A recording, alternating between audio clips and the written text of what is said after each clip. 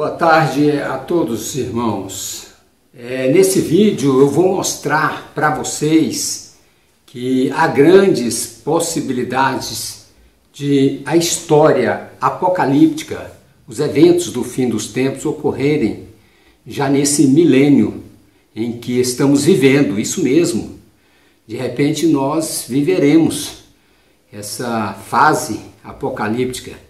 Isso baseado apenas na matemática. Isso mesmo, tudo indica que Deus trabalhou a história do mundo alicerçado na matemática. Na Bíblia, pessoas comuns são aquelas que não seguem o Novo Testamento, a palavra do Novo Testamento. Para essas pessoas, tudo na vida são coincidências e nada é profético. Mas para quem já conhece o mundo espiritual, sabe que Deus trabalha muito na Bíblia com números, principalmente o 7, o 12, o número 40. Vamos a algumas comparações. No quadro ali, eu escrevi ali, deixei bem claro, 1948, ano Mundi. Ano Mundi é a contagem a partir do nascimento de Adão. No ano 1948, no ano Mundi, nasceu Abraão. Vejam o que falam sobre coincidência. No mesmo ano 1948, mas depois de Cristo, ocorreu a independência de Israel. Seria muita coincidência, né? Vejam também outra coisa muito interessante. 430 anos viveu o povo de Israel no Egito. Agora vejam a comparação. Moisés nasceu aproximadamente mais ou menos 400 anos depois de Abraão. Outra coisa interessante, do dilúvio até Abraão são mais ou menos 400 anos. São coisas muito interessantes que eu venho trazer para vocês. Agora, observem no quadro o porquê eu creio que no atual milênio em que vivemos deverá vir um nome que irá surpreender o planeta. Vejam lá no quadro que interessante.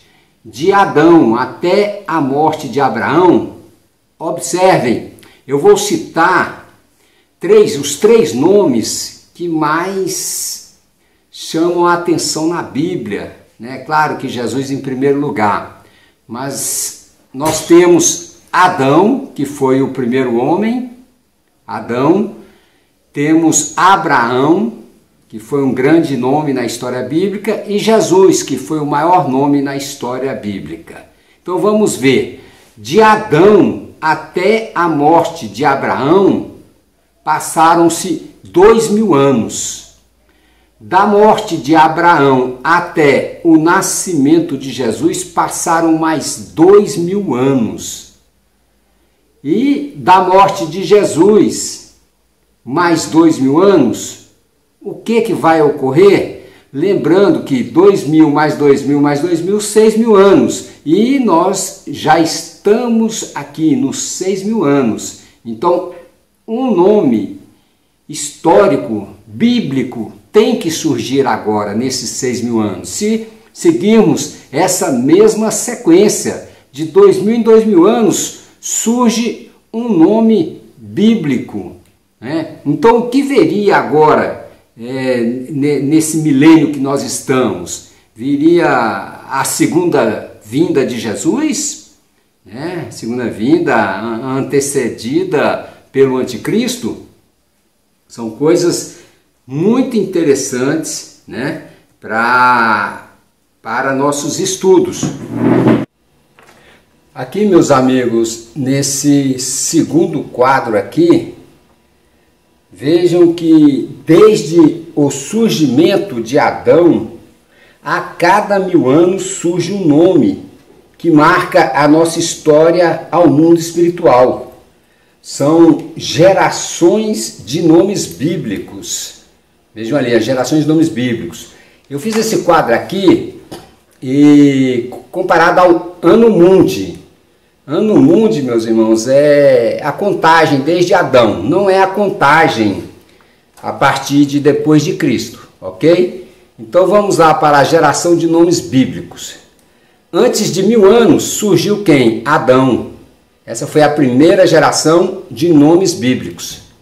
Nos anos 1000 viveu Noé, segunda geração.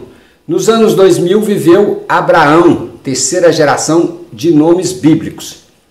Nos anos 3000 viveu Moisés, a quarta geração de nomes bíblicos. E nos anos 4000 surgiu Jesus, né? A quinta geração de nomes bíblicos. Essa é a geração da primeira vinda de Jesus. Ainda estamos nessa geração da vinda de Jesus. Nos anos 6000 viria Jesus novamente, na sexta geração de nomes bíblicos, a geração da Nova Jerusalém terrestre. Essa aí seria a geração dos justos. E nos anos 7000 o reino retornaria a Deus para o juízo final. A geração da Jerusalém celestial seria a sétima geração, o descanso eterno para alguns. Irmãos, o que nos interessa mais aqui é dessa aqui, da quinta geração para baixo. É o que mais nos interessa. Essa quinta geração, a geração da vinda de Jesus, é a mais longa. Ela começaria aqui nos anos 4000 e iria até meados dos anos 6000. Lembrando que nós já estamos aqui já entramos nos anos 6000, viu, irmãos? Nós quando lemos no livro de Marcos, capítulo 13, verso 30, sobre as catástrofes, anticristo, arrebatamento, grande tribulação, que diz assim: não passará essa geração sem que todas essas coisas aconteçam. Irmãos, essa frase não se refere à geração de anos que uma pessoa pode viver. Essa frase se refere às gerações de nomes bíblicos. Veja o exemplo em Gênesis capítulo 15, versos 13 e verso 16. Como demonstrado, irmãos, no quadro, então o anticristo apocalíptico, o arrebatamento e a grande tribulação deverão vir aqui, nos anos 6000, nessa sexta geração, né?